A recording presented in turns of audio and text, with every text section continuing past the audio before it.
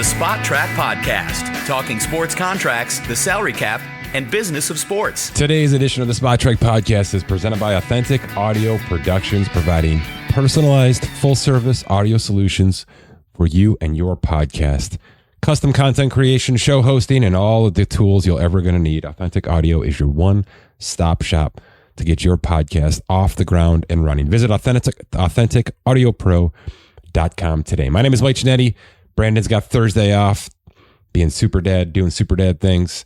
We've got plenty to talk about. Of course, the NFL trade deadline has come and gone, and it wasn't terrible. I'm not going to sit here and bash another year of high hopes and low reality when it comes to it, because we had some monsters, and I would classify these as in-season monsters in the NFL, especially when we talk about the Desarius Smith and the Marshawn Lattimore deals. You know, we had, I think, 6 wide receivers move. We'll get to those, but that's clearly how things are going to operate here. It's a passing league. For the most part, pass catchers have become somewhat drop and go in a lot of these systems. A lot of these systems are copycat systems of each other because the coaching staffs come up together, branch off, do their own thing, add a couple of wrinkles. But these guys, especially the veterans that moved, are able to just kind of hit the ground running, as you saw with DeAndre Hopkins and to a certain degree Devontae Adams over the weekend.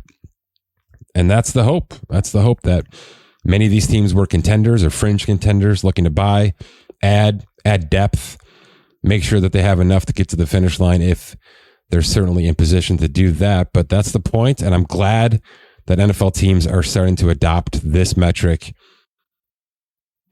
I think, a little bit more recklessly. That's what you need. You need some teams to just put themselves out there and go. And especially with Washington and Marshawn Lattimore, that's exactly what we saw here. So we'll go kind of bit by bit. I do have a piece up on SpotTrack.com detailing every trade that happened from October 14th to November 5th. I think there's 18. I've got the full trade details, the updated contract, both visual and my own little take on it, any dead cap stuff, and then some future ramifications for maybe the contract term that exists and what I think will happen with certain players that have contract term in 2025. So that's the greatest hits right now. Elsewhere, I've got some pretty fun Major League Baseball stuff up on the site. Of course, we've got free agency stuff up there. I've got a big Juan Soto piece, my thoughts, full analysis, what the math says, what logic says, what a bidding war says, and my actual real life, gigantic, bigger than I've ever thought I'd put out there contract prediction for Juan Soto over the course of the next couple of months, maybe 1 month. Ohtani signed December 9th. So maybe we're a month away from knowing exactly where this Juan Soto situation lands. I've got some offseason trade candidates. One that already hit, Jorge Soler. We talked about it last week with Dan Selman, but I've got a list of trade candidates for Major League Baseball. That's live on SpotTrack.com. And then a piece near and dear to my heart. I predicted the entire Mets free agency, and it's a free agency that doesn't include Juan Soto. So I took the $550 million or so that it would take to at least get in the conversation for Juan Soto and turned it into 6-7 players to fill all their holes, bullpen, outfield, starting pitching, the works. And it includes, of course, bringing back Pete Alonso, which I think would be plan B if Juan Soto doesn't become a New York Met. Speaking of Soto, real quick, we had a conversation this morning internally here. I know there's going to be like 10 or 11 teams in the conversation, as there were for Judge, as there were for Ohtani, at least initially. But man, this really feels like there's going to be the big 4. And that would be Mets, Yankees, Dodgers, Phillies. And if you think I'm crazy with the last 2 because of what they already have and what they've already done, in the case of the Dodgers a week and a half ago, it's not an accident that the Dodgers have come out kind of out of the blue and said on November 5th that Mookie Betts is going to move back into an infield role in 2025. Well, where does Mookie Betts play? Regularly speaking, right field. Where does Juan Soto play? Right field. Why is it important that the general public knows on November 5th that Mookie Betts is willing and maybe definitely going to move back to second base for 2025. Maybe it's just a way to say, guess what, guys? We're here. And we know how much Ohtani's going to cost us for the next 20 years, and Freddie Freeman for the next 5, and Mookie Betts for the next 11, etc. But we're in. And Scott Boras, this is our calling card. We're willing to do whatever it takes from a roster construction standpoint, and this is step number 1. So pick up the phone and let us talk. They're in. The Phillies, Dave Dombrowski and the crew have already come out publicly and stated that they plan to increase payroll in 2025. Well, they're already at the top. So to increase would mean that something significant is going to happen. Now, could that be Corbin Burns? Could that be one of the relievers? Or could it be that they're going to trade Nick Castellanos and sign Juan Soto, something I've been talking about for quite a while here, terrifyingly, because I'm a Mets fan, of course. They're in. Other fringe teams, Toronto, saying all the right things about keeping Bichette, keeping Vlad, even though they're both ARB eligible for the last time. They're in. They tried like hell on Ohtani. They tried like hell on Judge. They're in. I know the Giants are in. I can't classify them as one of the big 4 right now. They can be in this Blue Jays, Padres, Giants, Red Sox fringe layer that I think is going to exist. And yes, the Red Sox have to be in because they have a good young core. They outkicked their coverage for, I don't know, maybe 4 months last season. They were involved in the postseason discussion. They extended a bunch of their young players whom you can see are starting to blossom. They smell it. They feel a little bit like Arizona did before they made their World Series run. If they make a couple of splashy pitching signings and maybe a Soto or an Alonso type signing, look out. All right, Tristan Casas easily on the trade block. They've already designated and released Bobby Dalbec, their original plan at first base. There may be one slugger or 2 sluggers away from being an impact in the AL East, a division that just can't stop being fascinating because Baltimore might be the best team overall in that division. And there's some whispers and rumbles that they're in on Juan Soto, which would be historic for a franchise that, you know, just can't find themselves outside of the top 20 or inside of the top 20 of payroll. So obviously a Soto contract would change that drastically, and they've got new ownership, and maybe this is their way of saying we're here and we mean business, and this is how much we mean business. I can't put them even in the second tier yet because I have to hear and see something to believe that they're actually doing this. This would be, I mean, not to this degree, but it would kind of be like Pittsburgh saying, well, we've got Jared Jones and Paul Skeens and Oniel Cruz and all these players that really look the part. And maybe all we need is a player like Juan Soto to bring everything and bring the cream to the top. I'll never buy that. You can tell me the GM could tell me to my face that they are planning to make a significant offer to Juan Soto, and I would just walk away. I can't believe it. It's a pay-to-play league. That's why the big dogs are in it. That's why we have expectations for the Dodgers and the Yankees and the Phillies every single year, because not only are they in the biggest markets, but they pay as if they're in the biggest markets. And for the most part, those teams are in the conversation when it's all said and done. So when we get a big wig like Soto, that's just naturally where to go because that's the team that will offer the most money. It's just natural. And Toronto and San Francisco and maybe Boston, they're second because they naturally can offer a lot of money, but probably not the most money. And even if they do offer the most money, as was the case with Judge last year or 2 years ago now, even if they have the most money on the table, do they have the best combination of money and contention and roster and city and full package attraction? And that's where I think the Giants fell short, both with Judge and Ohtani. I think the money was right, but at the end of the day, they weren't the best fit for whatever reason. I mean, we heard some stories about how the stadium in San Francisco is in a dangerous part of the city. It is. I've been there a bunch. And Ohtani felt uncomfortable even going to the meeting, even going to the negotiation room. Maybe that's drastic, but it's believable, right? The Dodgers don't have that problem. I mean, the Yankees kind of have that problem, but not really. That's the reality, though. to me, there's a tier of 4, then there's a second tier of 4, and then there's everybody else. And if one of those everybody else's actually gets this done, Seattle or Baltimore or teams I'm missing here, amazing. It's amazing, but it's not believable yet. So that's my 45-second Juan Soto / MLB update. Things have started. We have some small free agent contracts in, certainly tracking those on our free agent tracker. And every single payroll is as up to date as humanly possible, both with actual guaranteed contracts, arbitration predictions, and then full 40-man payroll predictions as if today was opening day. Those are changing every single day as things update, right? Outrights, designations, signings.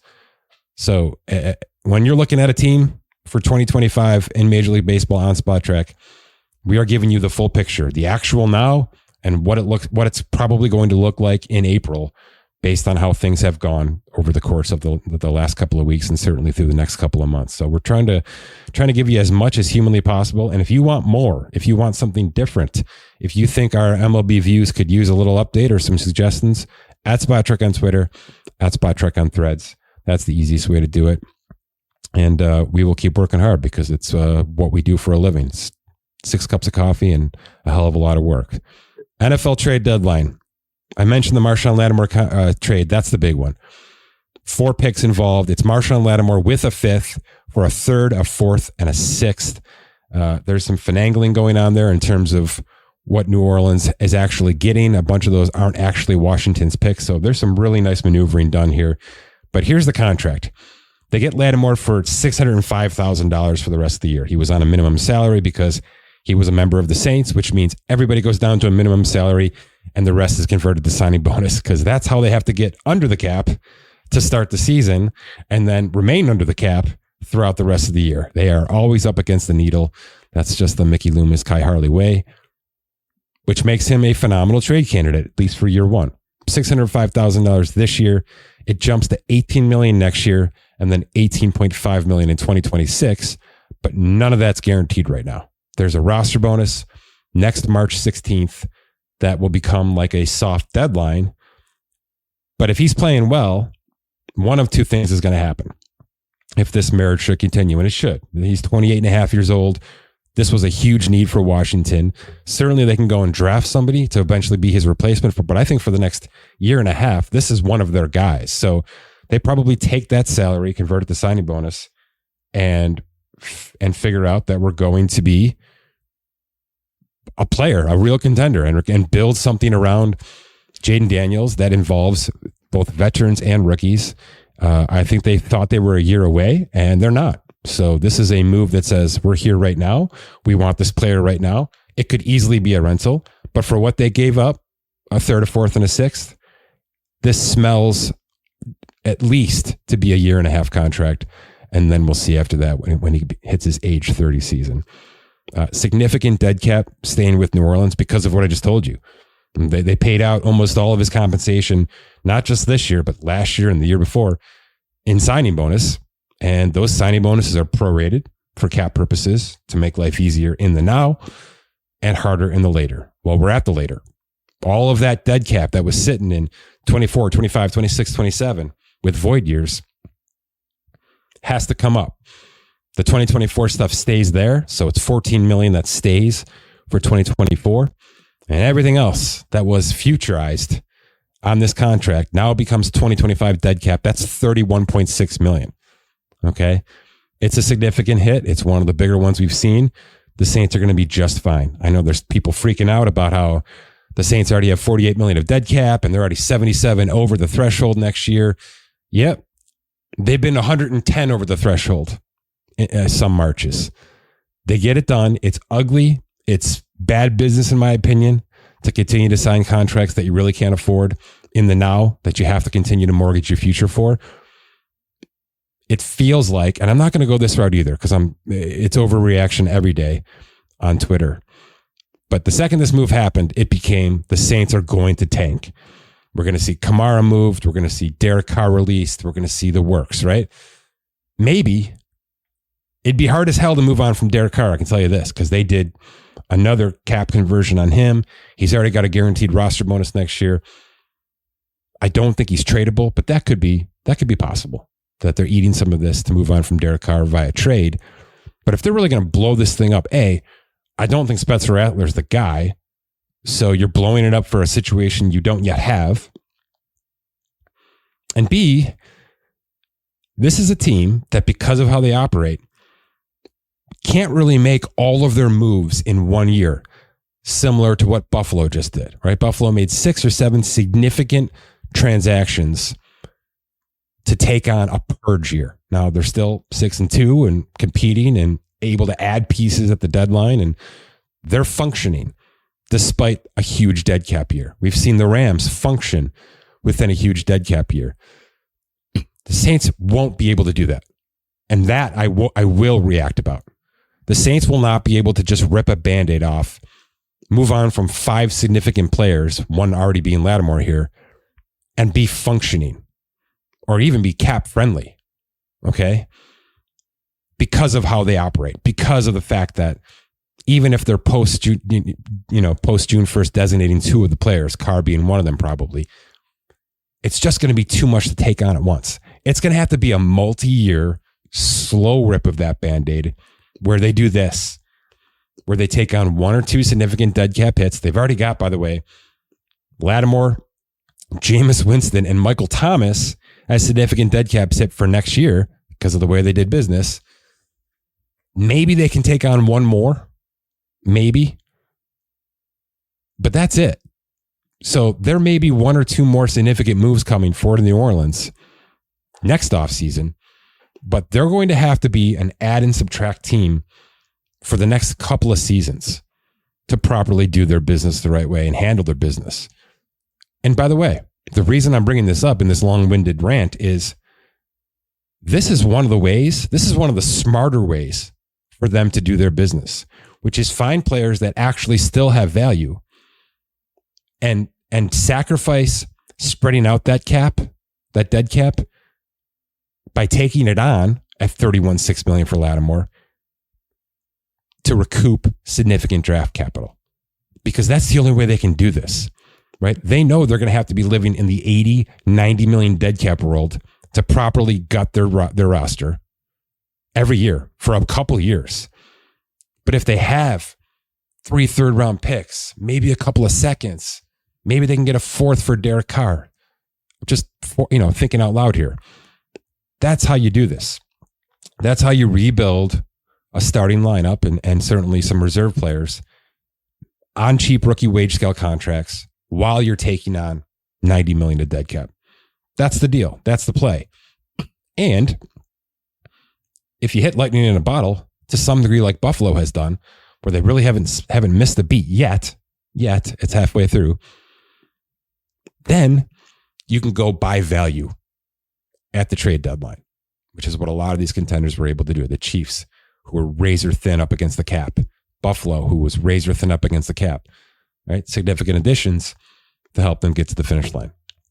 So the Saints aren't dead in the water, and they're not going to be completely dead in the water, because doing it all at once is just not plausible for the way that they handle their cap. It's just not. It's going to be a multi-year in and out situation where they're going to be at the top of the dead cap list for a bunch of years, and they're going to operate through the draft and operate through value trades like we've seen some other teams do to try to keep things together. The problem with this, and maybe it's not a problem, maybe it's actually a really nice situation.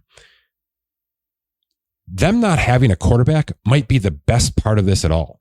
The last time we saw this was Dallas, and the Cowboys spent a bunch of years being the most boring team ever. And that's almost impossible for the Dallas Cowboys, right? But they were. Their drafts, their free agent acquisitions, even some smaller trades were offensive line, defensive line, certainly secondary pieces, right? Build up what matters around the roster before you go and splash and get that quarterback and that WR1, etc. I mean, if you look around this roster, Taysom Hill's going to fall off this thing, right? We know Ryan Ramczyk has to retire. Chris Olave and his concussion history, that's nerve-wracking right now. Right? I'm not sure there's a long-term future either with these two people or certainly with him specifically. And then the quarterbacks and Kamara, who, yes, got an extension. Yes.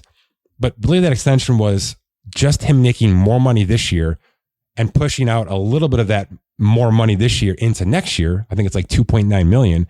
So that if and when they release or trade him, they could trade away that guaranteed money next year, or they could buy him out and move on from him. There are buyout pieces all over this roster, right? Is there really anybody that you're hanging your hat on this roster that says this guy has to be here for the next 6 years, 7 years, 8 years? You'd be hard pressed to find more than a couple of names. It's the perfect time for them to slowly, methodically, and yes, boringly rebuild the most important parts of their roster before you drop a QB1 and a WR1 and a new RB1 in here. It's going to be ugly. It's going to stink for Saints fans, but this is the way they do business, and this is the way they have to get out of that business to get back into a new phase, a new iteration of that. Now, will their current front office be in place to do all this work? That's a fascinating one. Okay, they certainly fired their coach. There's probably a little bit more pain coming. It seems like Mickey Loomis has the backing of the ownership still. I don't think that's changed, but they're going to have to sit down with all parties involved and have this exact conversation, which is, look, this is the way we operate. You know that. You've bought into that. You've just signed off on that. We haven't been able to kind of stop treading feet since Drew Brees. And the proper way to do this is all of this. And this is what we have budgeted for 2025. And this is what we have budgeted for 2026. And these are the prospects we're eyeing. And none of this is going to sell jerseys, and none of this is going to put a ton of butts in seats. But we have hope, and we're willing to kind of say this stuff publicly if it's going to help the fan base. And you get it. You get it, right? But that's the proper way to do this. If you think that they're just going to Denver Broncos this thing and blow it up all in 1 year and hope that the quarterback that they throw into the mix with a decent offensive line and what looks like a halfway decent, defense, maybe even better than decent. The Saints just don't have that. And Marshon Lattimore being traded is proof that the process starts today, and it's going to take some time. And if everybody's on board with that, they could be in a very good place in 2, maybe 1.5 years. So good move by them. Good to get some capital back because, as I said, that's really the best way for them to do business, which is these value trades. Take on bigger dead cap hits right now. Do that for a couple of years and see where you can be with some of these drafted players when it's all said and done. Zadarius Smith, a move we all knew was going to happen, leaves Cleveland for Detroit. That's certainly an upgrade for 2024. He's also under contract for 2025 at, I think, $11 million cash. It's non-guaranteed. There's an early roster bonus. It's a similar situation to Marshon Lattimore's contract. He's a little up there. He's 32, going to be going on 33 by next season. I think he's going to be a massive impact to hold the fort down for Aiden Hutchinson's absence for the next 9 weeks plus into the postseason. We'll see if he can stick on this roster, right? That's $11 million for a 33-year-old is probably a little bit, over their skis.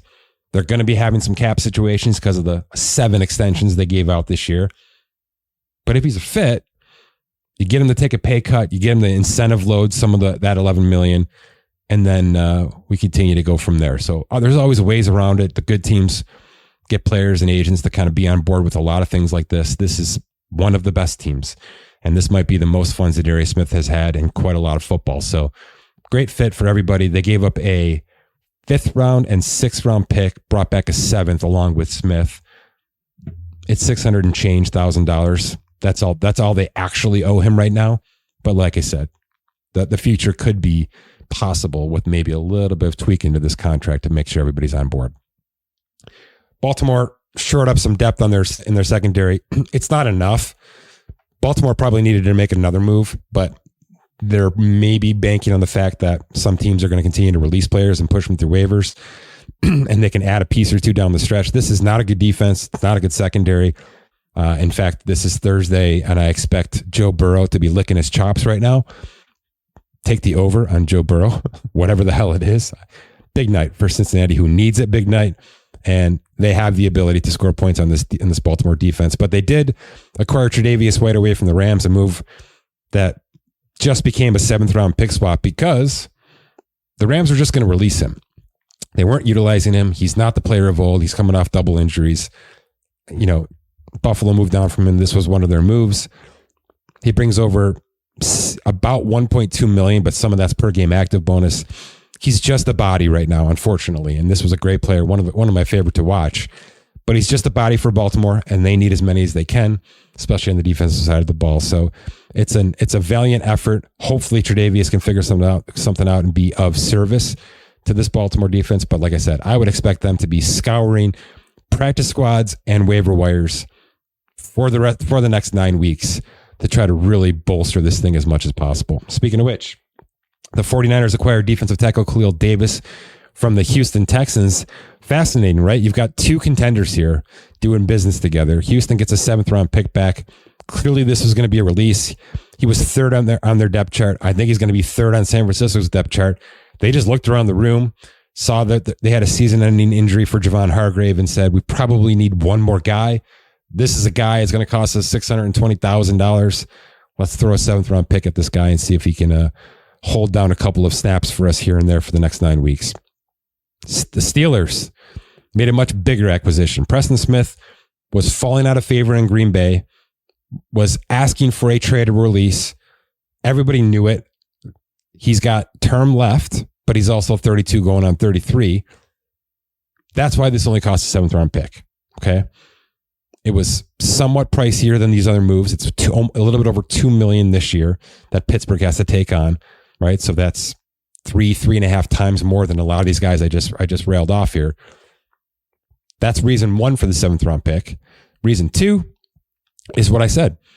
He was asking for out. Everybody in the world knew he was going to leave the Packers in some capacity. So Pittsburgh didn't have to throw the boat. They didn't have to outbid anybody. It was simply, we're willing to give you our 7th. We'll take on the salary. Let's make this happen. It's a need for us. It's a need for you to move on from him. Let's do this. So I know that one kind of stuck out, especially in the Twitter sphere of, holy hell, they only gave up a 7th-round pick. Well, just do a little bit of work. Well, why did this happen? Why is there only a 7th-round pick for Preston Smith, a player who can probably make an impact, especially in linebacker university, right? In the Pittsburgh Steelers. He will make an impact. It did only cost a 7th-round pick. I expect this to be a rental piece for $2 million, and then they'll move on from him after 2024. Same Steelers team. My God, the Steelers have been trying to get a wide receiver for 6 months. They finally do it. They finally get the Jets to give up on Mike Williams. $627,000 because the Jets not only gave him mostly signing bonus, but also took per game bonus and some salary and wrapped that up in a signing bonus before the season started. So he's basically on a minimum contract right now. That's what the prorated 627 is. Really nice stuff for Pittsburgh, who gets potentially a number 2 here, right? I assume Mike Williams can outplay Van Jefferson pretty quickly. So you've got Pickens, Mike Williams, and Van Jefferson as the top 3, certainly with Freiermuth, and a really nice running game. It's just something they've needed. They tried to go big with DK Metcalf or Brandon Ayuk. I think they were in on some of these other guys, maybe not Deontay, they got rid of him. Devontae Adams they asked for, DeAndre Hopkins they asked about. They were in. Amari Cooper they asked about. This is the landing spot. I think it's a good landing spot. I think this is a situation that should work nicely. Russell Wilson likes those deeper threats. That's kind of his forte in terms of the passing game. They needed something. They got something. It was a 5th-round pick going back. It's good value. The Jets take on about $8 million of dead cap over the next 2 seasons. They're fine. They're going to be in some sort of shuffling mode as it is. Another wide receiver on the move. This one's controversial. I'm going to have to spend a moment on this one. The Cowboys acquired Jonathan Mingo from the Carolina Panthers, who did eventually actually fire sell a lot of pieces. I know. They gave up a 4th-round pick for Mingo and a 7th-round pick. What the hell are they doing? That's more than it costs to get Amari Cooper. That's more than it costs to get Devontae Adams. That's more than it costs to get DeAndre Hopkins. It's more than it costs to get Mike Williams. What's going on here? Here's what's going on. All that stuff I said about New Orleans, all of it, applies here in the fact that Dallas made a complete mess of this offseason, and they knew it. And to some degree, and I wish I would have said this more, to some degree, I can sympathize with how difficult and maybe how much they fuddled up the past couple of months. This was an organization that did a phenomenal job drafting, acquiring via trade, and to a certain degree, extending the right players, right? Tyron Smith, Zach Martin, etc. DeMarcus Lawrence. I think they handled the majority of their players, Trevon Diggs, really well. Good, early, impactful, top of the market extensions. They managed their cap properly to a certain degree. They really were never in cap hell conversations, right? It's not one of those teams we've ever been kind of banging on for that reason. I think they did a phenomenal job. Now, none of it led to a championship. None of it even led to the second round for the most part, whether it's the Tony Romo era or this Dak Prescott era. And that's the other side of this. This is the difference between the Cowboys conversation and the Saints conversation, which is at the end of the day, this offseason, after, I don't know if it's not knowing what to do, not knowing which direction this team should be going, and then at the last minute deciding, F it, we're just going to bring back CD and Dak, and we know what it's going to cost. It's always been this price. This is what we're doing. But now they've done it. Now they've done it. So they cannot be the version of the Saints I just gave you, which is a multi-year rip down. You know Zach Martin's probably fallen off this thing. They already lost Tyron Smith. They've already started the restructure, reshuffle process on both sides of the ball. So acquiring Jonathan Mingo is a shot to the world and certainly to their fan base that, and I realize this is not how it came across, okay? And I'm projecting a little bit here. It's a shot to the world that, well, we're pot invested, obviously, with Dak and CD, etc. We better get our asses going because there's really no way to go backwards right now. That's why I put Prescott's contract on the scariest contract list on Halloween morning. They now have no choice. They just don't. And this is step one of what, an 18-step plan that they're going to have to construct over the next 2 off seasons to try to resurrect this thing and become actual contenders in the NFC East to start, and then certainly in the NFC as a whole. Because they're obviously not there. They weren't there when everybody was healthy. Now nobody's healthy, and they're going to fall way by the wayside here. So why give up a fourth for Jonathan Mingo in the middle of a season that's completely going backwards? This is why. Get the guy in, get him some reps under this offensive scheme. Yes, it'll be Cooper Rush throwing him the ball for the rest of the season. That's not going to be impactful. It's going to look terrible. It's going to come off awful. The fan base is going to revolt. All those things. Yes. But he's got 2.5 years of rookie contract left. Okay. And it's only going to cost them $4 million cash to keep him for 2.5 years.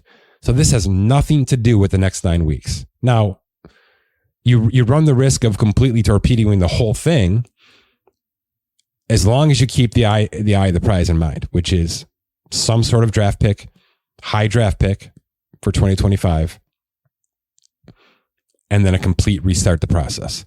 They have started the process for the 2025 offseason this week, Tuesday. Jonathan Mingo is part of the plan. He's going to be test case number 1. They only need him to be a complementary piece in this offense. He does not need to be the number 39 overall pick.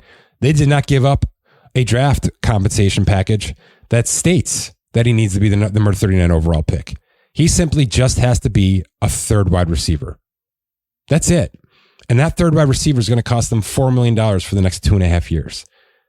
I give them credit here because they now, for the first time, at least in this calendar year, look like a team that understands what the hell's going on within their franchise.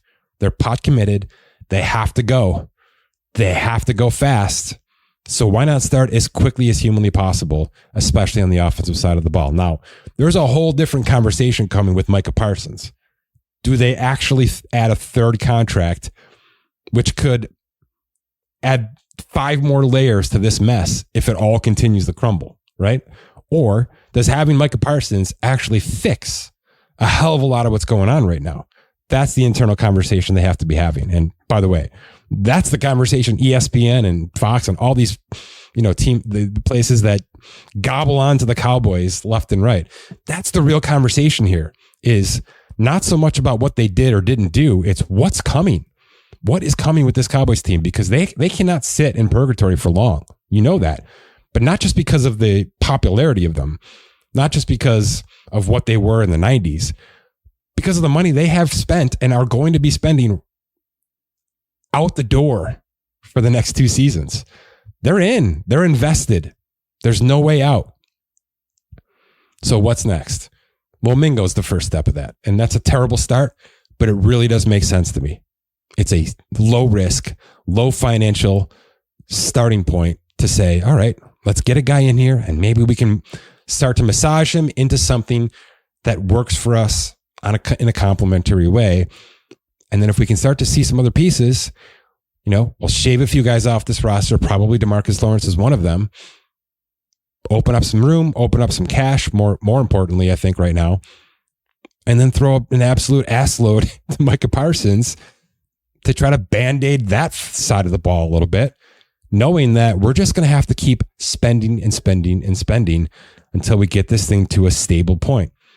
Isn't that what we all want from the Cowboys anyway? Well, we got it. We got it in August with Dak and CeeDee's contract. We got a little taste of it here. They did something, and it's not a nothing. Okay, this is a guy who's completely busted out, but he's busted out in the worst team and the worst franchise that this league has had for the last decade. It's completely plausible to think this guy can be at least a salvageable third option in a different franchise with a different quarterback, with a different offensive coordinator, etc. I'm not going to kill him for this. Was the 4th round pick too much? Sure. But maybe it won't be in 18 months. That's the only way to look at this. Okay. One more quickly. I mentioned Deontay Johnson. I mentioned DeAndre Hopkins before. Looks phenomenal, by the way. I mentioned Amari Cooper a while ago. That one looks good, although there's an injury situation, which is kind of also part of Amari Cooper's career. Cam Robinson leaves Jacksonville, another team. Boy, oh boy, right? That Trevor contract / where everything else is headed. Yikes. They moved their left tackle to a team that lost their left tackle in Christian Darrisaw, one of the best teams in football, the Minnesota Vikings. They slot in Cam Robinson as their left tackle now for the next 10 weeks. He's had his ups and his downs, his backs and his forths, but he is a very competent blindside tackle. They give up a conditional 5th. If he plays most of the regular season, it's going to become a 4th round pick. They're perfectly fine with that in Minnesota because you can't screw around with that one, right? Especially with Sam Darnold, who's not an elite quarterback, who needs time, who needs protection. I give them all the credit in the world. This is a team that was supposed to win 8 games because Kirk Cousins is gone, because Justin Jefferson needs $35 million, etc. This was a team that was supposed to be going way down, and maybe they'll end up around 500 when things sort of settle in week 18, but maybe not, because they're 6-2. Okay. And they look good, and Sam Darnold looks good enough to manage this roster, and they're kind of getting healthier elsewhere. So I give Minnesota so much credit for this. I think a 5th round pick to take on $2 million of salary, because that's the other part of this, guys. The Jaguars took on $14 million of cash to move this guy off the roster for what probably ends up being a 4th round pick. That's really good stuff to get a starting left tackle in week 9. That's what Minnesota has done. So if I'm a Vikings fan, not only am I applauding what they did this past offseason to get themselves to 6-2, and I'm applauding what the team looks like on the field, and I'm certainly applauding Sam Darnold, right, who stepped in kind of at the last minute for J.J. McCarthy. But this is another reason to love this team right now, if you follow this fan base. This is a massive swing. We do not see starting left tackles move from team to team in the middle of seasons like this. This is such a nice step up for the NFL that gets such a boring rap for their trade deadline. And by the way, I realize offensive linemen moving is never going to, drive the ticker on ESPN, but it's going to with me. This is a nice move. This is a serious position moving, starting position moving in the middle of a season from a bad team to one of the best teams. And it could mean that this team gets a number 2 seed or a number 3 seed versus a number 5 or 6 seed, which gives them very little chance to get through the playoffs. That's what it could mean. So kudos to Minnesota. Kudos to many of these NFL front offices for waking the hell up and understanding just how important this trade deadline stuff can be, because there's value. There's low risk in many cases. A lot of this stuff is 9-10 week rentals. Some of these won't be. And if they're not, even more value to the move you just made. These look nothing like the trades we get in March or close to the draft or during the draft. They're just semblances of that, right? Preston Smith for a 7th round pick, that doesn't happen in the offseason, but it happens now because the alternative to a 7th round pick is an outright release. And everybody in the world knows it. Okay. Those conversations are all happening out loud. So again, if something seems off, take 20 seconds to figure out why it seems off, because the writing's usually on the wall. You just have to look a little bit harder. All right.